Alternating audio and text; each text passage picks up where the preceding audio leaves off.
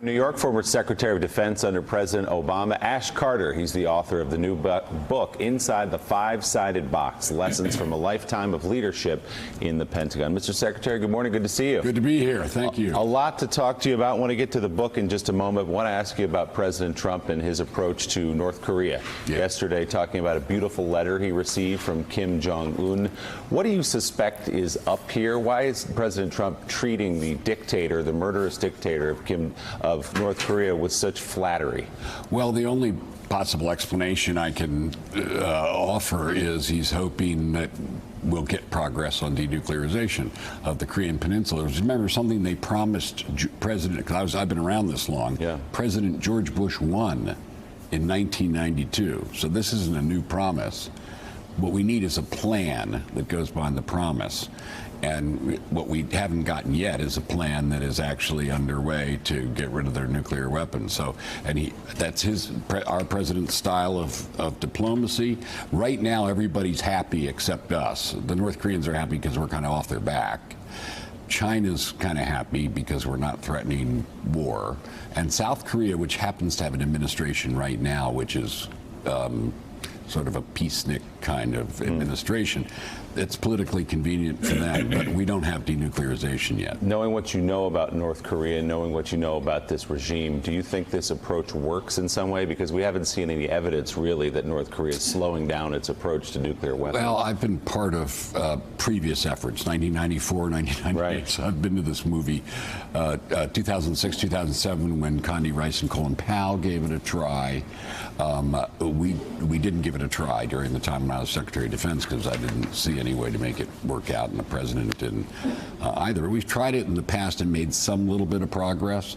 So I'm for talking to them and pressing them on this issue and using the leverage we have and hammering China to get in the game and sticking with Japan, which is a good ally and friend and is threatened. But so far, the action hasn't followed what is really the drama of the two leaders meeting. Remember, President Bush won, and all the presidents after him would not meet with the leader of North Korea unless they had a deal to sign.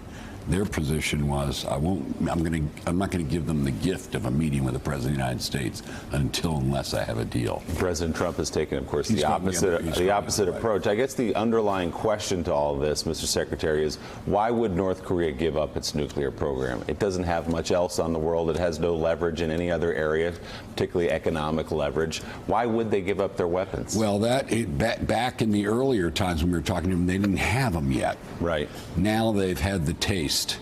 And in 2006, when as I said, the Bush II administration was talking to us, when they exploded their first bomb. That's kind of when they crossed the threshold, and now it's going to be hard to get them. We have some success in doing that. Remember Ukraine, Kazakhstan, Belarus? I ran that program during the 1990s, and those were three countries that did give up nuclear weapons. They have, so it's possible, but it'll be tough. It'll take a huge amount of pressure. And carrots and sticks much larger than we've marshaled before to get them to make a move that big. What's your view of our relationship today with China, given the fact that we withdrew from TPP, that the Chinese apparently think they own the South Pacific, South China Sea, and we have a tariff war ongoing, seemingly escalating with each passing day? What's your view of that situation? It's not a Cold War, but it is a sustained competition with what is, after all, a communist dictatorship. Now, last time we had a sustained competition with a communist dictatorship was the Soviet Union, but we didn't trade with them. We need a whole new playbook for this. So in the Huawei thing, in whether Chinese students should go back to China or not, in the trade talks, we need a new playbook, of which tariffs is one part, but I think only one part. And I've watched the Chinese now. I've been dealing with them and their military leaders since the 1990s, and I knew Jiang Zemin and Hu Jintao and now Xi Jinping. And over that time, Mike, the tendency of Chinese to be sort of overweening, look to dominate Asia, has taken over their earlier view, which is, hey, this system, international system, works pretty well for us. We get to be who we are, run our country our way, and we get to trade with everybody and develop our country. And we all hoped this view would prevail, but it didn't. And so why didn't it? Maybe it was fated that way. I could always tell when I was talking to the Chinese military that they were thinking this way, but they weren't allowed to say things that way. So it always existed, and it grew. I do believe that we need to protect ourselves, and by that I mean when the Chinese can bring to bear on an American company or an American ally that combination of military, economic, and political power that only a communist dictatorship can bring. That creates an unlit level field, and I think companies expect our government not to be necessarily confrontational, but to be protective of them. So I think the things that we're doing to push back on the Chinese are necessary. And I think that's true militarily also, but we're doing much more in the military area. We started that some time ago, deploying more forces there and so forth. And South China Sea's we need to push back also. Joe? Mr. Secretary, I want to talk about your book, Inside the Five-Sided Box. And you call it, or your publisher calls it, in part, a user's guide to the military-industrial complex. Of course, that phrase coming from Dwight Eisenhower's warning in his farewell speech to America in January of 1961. You see often Congress and the President of the United States supporting weapon systems that the Pentagon doesn't even ask for, that the Pentagon doesn't even want, but the military-industrial complex does want. I saw it on Armed Services Committee where there's always straight party line votes, but then, you know, another vote would come up, oh, wait a second, they're voting for Raytheon. Wait, are they on the side of Lockheed Martin? So it was hard to follow it all. You just knew there was a ton of money there. How do we break the grip of the military-industrial complex and make it so it is about running the leanest military organization that we can run without basically throwing billions of dollars at every defense contractor that writes $5,000 checks for members of Congress? Well, you're right. The book isn't a memoir. It's a different kind of book. It's a guide to the Pentagon, including how to buy weapons. And I had that job in addition to the Deputy Secretary of Defense, the Secretary of Defense. I've worked there in every layer over time. And look, we don't build anything in the Pentagon. We don't do things the Soviet way. We buy all our weapons from private industry. And that means when I was the acquisition executive, I had to make business deals with the defense industry. And I was sitting on the taxpayer and the warfighter side of the table, and they were sitting on their shareholders and employees side of the table. And I understood that, and it's just business.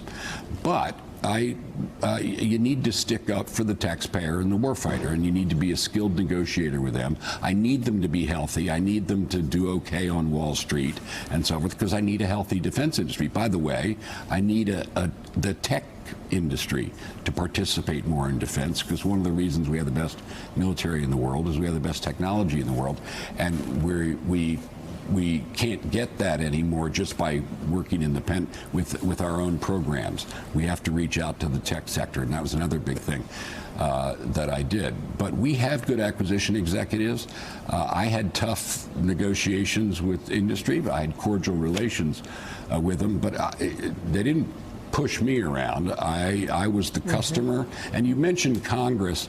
Congress gets involved every once in a while, but I'll give you an example, Joe. The tanker competition, there was huge congressional interest in that. Nevertheless, I was the acquisition executive at the time. We ran a fair competition that one party won, and the other party didn't even try to protest because we had it clean.